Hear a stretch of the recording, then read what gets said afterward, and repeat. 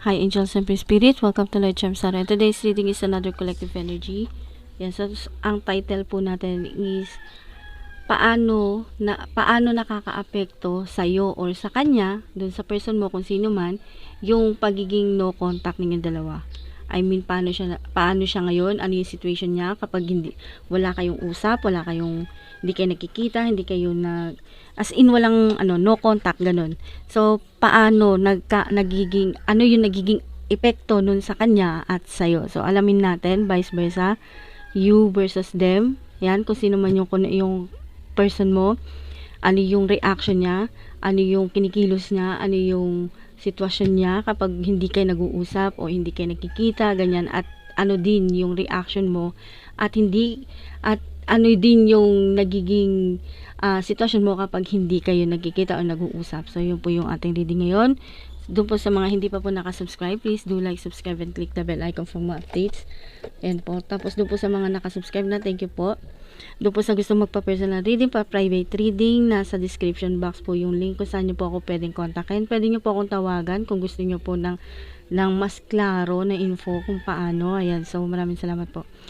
Ayan, start po tayo. Ano po to? General reading. Ayan, collective, hindi po siya pick a card.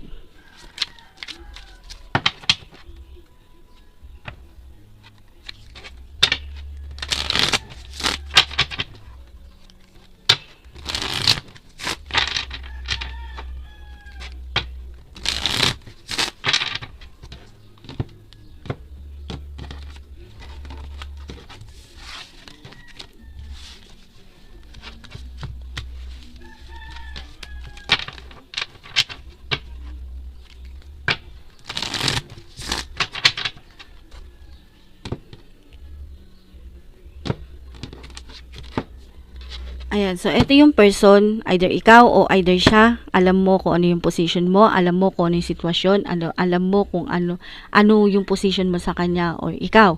So, maaring ikaw to, at maaring siya din to, maaring ikaw to, maaring siya din to. Okay? So, vice versa. Wala tayong specific na kung sino dito, kung sino dyan. Basta, dito, pwedeng ikaw, pwedeng siya, pwedeng ikaw, pwedeng siya. Okay?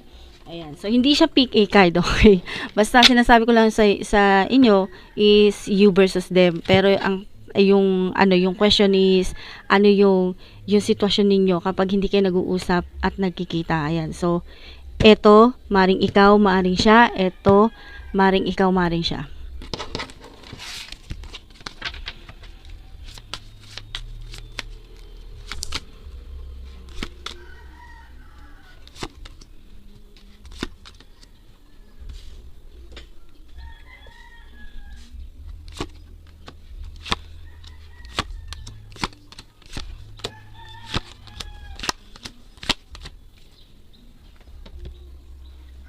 Okay, so eto yung reason, ito yung sitwasyon niya, dahilan, at yung pwedeng i-advise sa'yo ng card ng universe, at kung ano yung magiging kahihinatnan ng ninyo, ng contact or ng connection ninyong dalawa. Sa sitwasyon nitong person mo, sa nakikita ko ngayon, more on travel siya, more on travel. Maring ikaw yon, maring siya yon, more on travel. Pero feeling mo, neglected ka. Ganyan. Kumbaga, pakiramdam mo, may nababibe kasi ako dito na parang etong person na to, nag-walk out siya sa'yo nung nakuha niya na yung gusto niya sa'yo. Okay? And then, wala nang paramdam. Wala nang inaway-away ka na, tinaraydor ka na, siniraan ka na, lahat. As in, pakiramdam mo talaga, tinaraydor ka niya. Yun. Kasi nga, nakuha niya na yung gusto niya sa'yo. Then, nag-walk out siya sa relationship ninyo. Yun yung nababibe ko dito, some of you. Ayan. Ngayon, tinetext mo siya, inaaway ka niya. Kumbaga, yun yung nagiging reason niya na para hindi ka na umontak o para hindi mo na siya kausapin. Kasi sa nakikita ko dito, yung nababibe ko kasi, is every time natatawag siya sa'yo, kukontak siya sa'yo, ang laging napupuntahan ng usapan ninyo is pera. Kunyari, kakamustahin ka niya, ganyan, kamusta, ganito, ganyan, ganyan. And then, kasunod nun, pera na yung kasunod. Kumbaga, nangihingi na siya sa'yo ng pera, nanghihiram na sa'yo ng pera, o kaya nagpaparinig, ganyan, kaysa ganito, kaysa ganyan. Pera, yung dahilan. Okay? Pero pakiramdam mo talaga sa sarili mo na niloko ka niya. Kasi nga dahil nga sa pagkatapos ng makuha niya yung gusto niya, hindi na siya tatawag, hindi na siya kukontak, magpaparamdam na lang kung kailan niya gusto. Ganon. Sa challenges, eto kasing person na to, either ikaw o either siya, pamilyado kasi tong tao na to. I mean, may anak, may responsibilidad, ganyan. At LDR yung situation ninyo. Some of you, hindi naman sobrang LDR na kailangan nasa abroad yung isang tao at nandun, yung isa is nasa ibang probinsya o ibang planeta, ibang lugar. Ayan. So, hindi ganun. Basta, I mean, may distansya kayo, okay? Yung iba nasa ibang bansa, nasa abroad.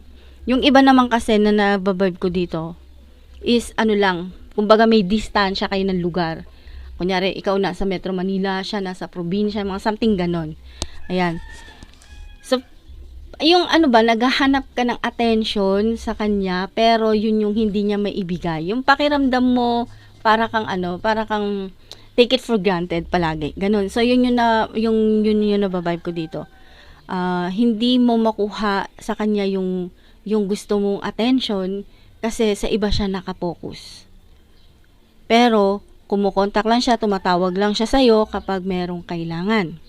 Ayan. So, ito yung, antag dito, advice sa'yo ng universe or nitong card. Kumbaga, ito yung nasa level ka na isolation o isolated ka sa sarili mo, and then, marirealize mo na lang lahat kung ano yung worth mo. Kung ano ka, kumbaga nagiging strong independent, ganun. Dahil dun sa mga lesson na i-encounter mo sa person na to, kumbaga nag-i-improve yung well-being mo. Yung, kumbaga yung human being, pati na rin yung wealth mo. Kumbaga, yung wealth mo, kumbaga parang ayaw mo nang mawala sa'yo. Kung ano man yung mga pinaghirapan mo, parang ayaw mo nang mawala sa'yo. Ganun yung nababibe ko dito. Tsaka yung pagiging human being mo, ganun nga sabi ko, parang nag-i-improve, nag-i-evolve, ganun. Nag-i-improve ka. Kumbaga, dun mo natututunan yung mga bagay-bagay, kung paano mo siya pag-aralan, kung paano mo siya pag-isipan maigi, pagplanuhan maigi, dun mo na iisip kung ano yung gusto mo sa buhay. Ayan. So, yung magiging kahihinatnan nito, no, either hindi man kayo magkatuluyan, kasi nakikita ko naman dito na mahal ka niya, mahal mo siya, kaso may gap, alam mo yun.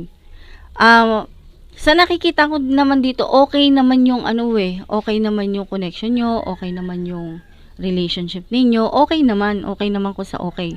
Kung merong respect, give and take, ganon. Meron lang kasi isa sa inyo yung merong antag dito, kumbaga sa income, mas nakakalamang compare sa kanya. Kumbaga siya puro plano lang ng plano sa relationship ninyo, tapos wala naman siyang magawa, pero mahal ka niya. Kaso meron siyang tinatago sa'yo, yung hidden, kumbaga meron siyang tinatago sa'yo na hindi niya masabi na may pamilya siya, ganon. Na hindi niya masabi sa'yo na kasama niya asawa niya, kasama niya mga anak niya, kasama niya pamilya niya. Hindi niya masabi sa'yo yun kasi alam niya na magagalit ka. So, sa nakikita ko dito, kumbaga ikaw, focus ka sa trabaho mo, career mo, business mo, sa pagkakaperahan mo, kung ano man yan. Siya naman, puro plano lang, pero walang nangyayari. Kumbaga, kayo pa rin, sila pa rin ng asawa niya, ganun. Kasi ang nakikita kong reason dito kung bakit hindi kayo nag-uusap at nagkikita, dahil lang sa LDR, hindi mo nakikita lahat ng galaw niya. Yung iba, sabi ko nga LDR, pero yung reason ng iba is family. Kasi pamilyadong tao, tong tao na to, itong person ninyo. Ayan. At saka may nakikita ko ditong red flag. Kumbaga wala sa ayos yung relationship ninyo. Hindi siya, kahit na anong plano mo, ando dun pa rin yung pangtatridor niya sa'yo. Kahit na sabihin mong white lies lang yung mga sinasabi niya sa'yo, nagsasabi siya ng totoo, pero kumbaga white lies nga eh. Yung pagiging white lies niya is para sa personal niyang intention. Kumbaga siya din yung magbe-benefits nun. meron mang benefit sa'yo kasi nga, pinapakita niya sa'yo na mahal ka niya, ganito, ganyan. Pero, nandoon pa rin yung words na pang-tatraidor. Yan. So, hindi ko alam kung sino sa inyong dalawa doon. Pwedeng ikaw to, pwedeng siya to. Okay? Pero, sa nakikita ko nga dito, yung relationship ninyong dalawa is hindi, kumbaga meron ng red flag. Di naman siya toxic, pero merong mga red flag. Marami, as in maraming red flag. Hindi siya toxic hindi siya toxic. Iba kasi yung words na toxic sa may bawal. Alam mo yun, forbidden. Ganon. Kumbaga, meron kasing pinahihintulutan si universe na mangyari kasi binibigyan niya kayo ng lesson, binibigyan niya kayo ng thrill sa buhay para ma-experience niyo yung mga bagay-bagay na kakaiba. Alam mo yun, kakaiba sa buhay ninyo. Yun. Pero hindi siya toxic. Yun nga lang, bawal. Kumbaga may bawal. May bawal doon sa relasyon ninyo. Pero, pinahihintulutan niya kayo na mangyari yun. Gets yung ibig ko sabihin? Kasi yun yung lumalabas dito eh. Yun yung nagigets ko na sinasabi nitong card sa akin. Ayan, kaya sana naintindihan nyo. Yung pinupunta ko kung ano yun. Hindi siya, gaya ng sabi ko, hindi siya toxic. May bawal lang. Bawal kasi pamilyadong tao to. May married, ganyan-ganyan. Pero, couple kayo. Alam mo yun. Couple kayo as a couple. Magkasama kayo, mahal nyo yung isa't isa, ganun. Kaso, pamilyadong tao to. Hindi siya annulled, hindi siya divorced, hindi siya widow, hindi siya, yun, basta yun. Pero, pinahihintulutan ng universe na mangyari lahat ito kasi meron siyang plano para sa inyo, sa inyong dalawa. Ayan, kumbaga, may bright side pa rin naman kahit na ganito yung nangyayari sa relationship ninyo, meron pa ring bright side na outcome sa relationship ninyong dalawa. Ayan, so tingnan natin etong kabila.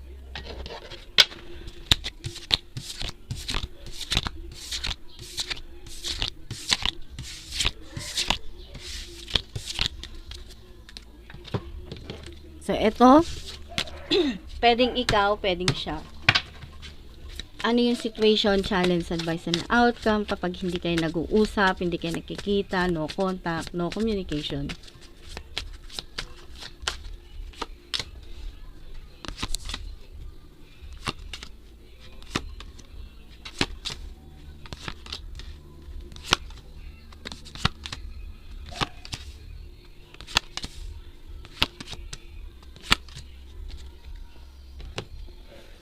So, eto yung reality.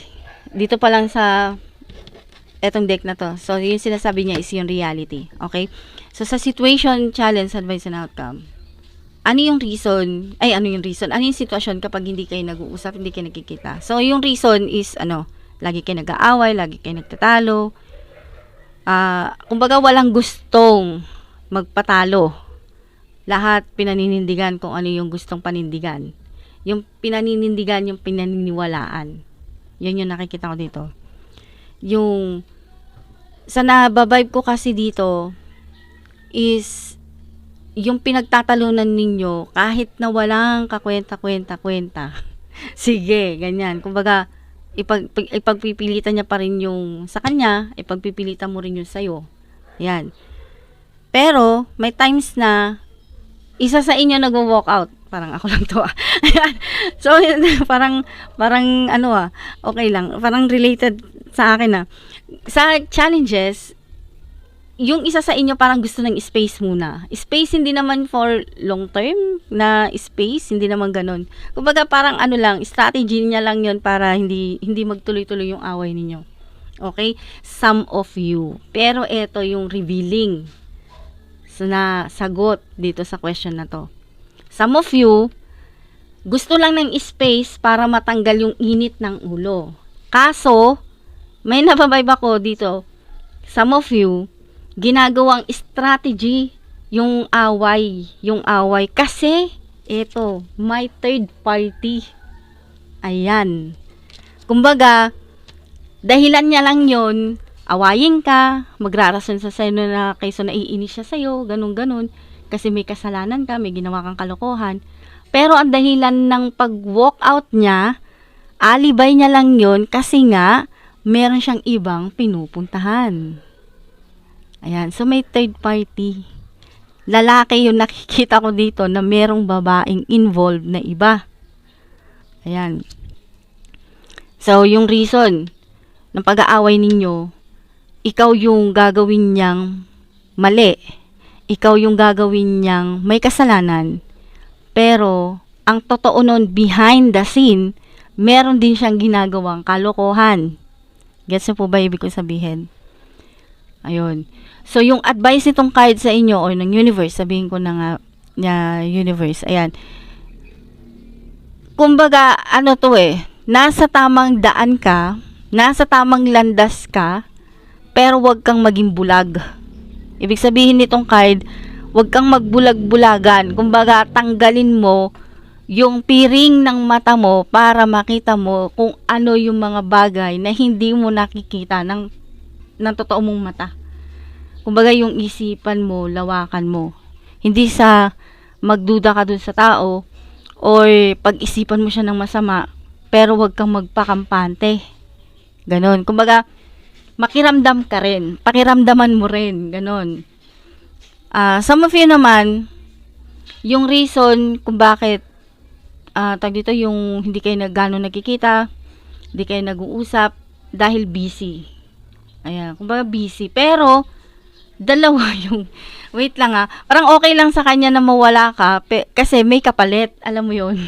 Merong reserba, ganun. Meron ako nababibe na reserba. Kaya okay lang na mawala ka sa buhay niya kasi meron siyang reserba. Yung iba naman, kaya hindi sila nag-uusap kasi busy lang talaga sa trabaho, work. Ito, yung person. May nakikita naman ako dito na involved is yung family kontra sa'yo, ayaw sa'yo, dahil meron kang nakaraan na ayaw nila. Kumbaga, wala yun sa wala yun sa family, anong tawag dito? Yung parang, tawag doon, nasa dulo na dila ako, di ko tuloy maisip. Ayan, yung nakikita ko kasi dito, yung pamilya, tutol sa'yo, ayaw nila sa'yo, kasi hindi sila ganon. Kumbaga, nasanay sila doon sa family-oriented na tradition, yan, na tradition nila. Tapos, kumbaga, ikaw yung gusto ng anak nila, pero, pamilyado, may anak ka. Kumbaga, may nakaraan ka na. Ayan, ayaw nila sa'yo. Kaya, napipilitan din siya na sundin yung parents niya o yung kamag-anakan niya dahil nga sa ayaw nila na merong history na ganon. Kumbaga, ayaw nila masira yung reputasyon nila. Ganon. Yun yung nakikita ko dito. Ayaw nila masira yung reputasyon nila. Kaya, ayaw nila na maikasal yung anak nila sa'yo. Ayan, vice versa to keep in mind, vice versa. Wala po akong tinutukoy na specific na gender dito. Ayaw nila sa'yo kasi may nakaraan ka. I mean, may anak, na anakan, hiwalay sa asawa, mga ganon. Ayaw nila. Kasi hindi yun talaga ang, kumbaga yun, hindi yun yung nakalakihan nila. Ayan, mga old school kasi, mga ganon. Kaya, napilitan itong person mo, masculine man o feminine, na wag ka na lang kausapin, wag ka na lang tawagan, at wag na siyang mag-explain sa'yo. Kasi ayaw niyang masaktan yung feelings mo. Ganon. Kumbaga, ayaw niyang makasakit ng feelings ng ibang tao. Although mahal ka niya, gusto ka niya, kaso hindi niya ikaw kayang ipaglaban o hindi niya maipilit yung gusto niya sa family niya dahil nga sa yun yung nasusunod na tradition.